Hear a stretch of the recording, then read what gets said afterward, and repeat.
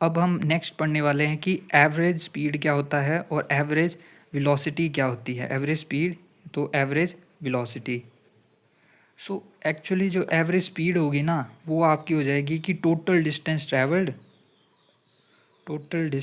Travelled upon total time taken for the motion, तो ये आपकी स्पीड आ जाएगी। और अगर आपने देखनी हो एवरेज वेलोसिटी तो वेलोसिटी आपकी आ जाएगी total displacement upon total time. मैं पिछले वीडियो में बताना भूल गया था कि जो डिस्टेंस होता है ना आपका वो हमेशा ही डिस्प्लेसमेंट से ज़्यादा या इक्वल टू रहेगा,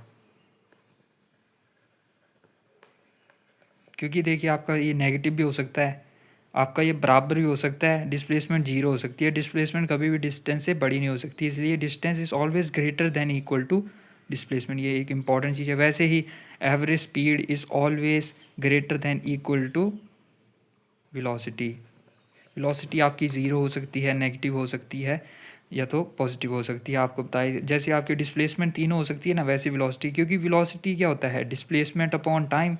अब डिस्प्लेसमेंट जीरो नेगेटिव या पॉजिटिव हो सकती है, टाइम तो पॉजिटिव रहेगा, इसलिए वेलोसिटी भी जीरो नेगेटिव पॉजिटिव कुछ भी हो सकती है। फिर इसमें एक और कंसेप्ट आता है कि इंस्टेंटेनियस स्पीड और इंस्टेंटेनियस वेलोसिटी क्या होती है। तो आपका ये होता है कि इंस्टेंटेनियस स्पीड जो होती है ना वो होती है कि speed of an object with respect to time at a particular point. यानी मान लीजिए एग्जांपल देता हूँ, एक बॉडी यहाँ से यहाँ तक मूव की, ए से बी तक मूव की। मान लीजिए पॉइंट सी पर हम चेक कर रहे हैं कि उसकी स्पीड क्या है, तो सी पर जो उसकी distance with respect to time है एट अ पॉइंट सी, यानी हम सिर्फ सी पर देख रहे हैं उस टाइम पर, उस वेलोसिटी को आप इंस्टेंटेनियस यानी इंस्टेंट, बड़े ही छोटे इंस्टेंट के लिए यानी बहुत ही छोटा।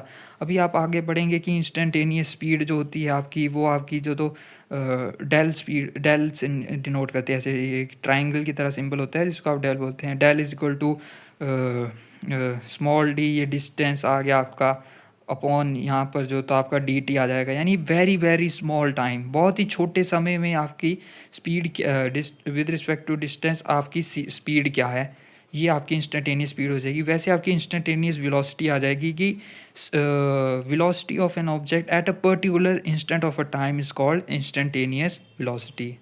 Thank you.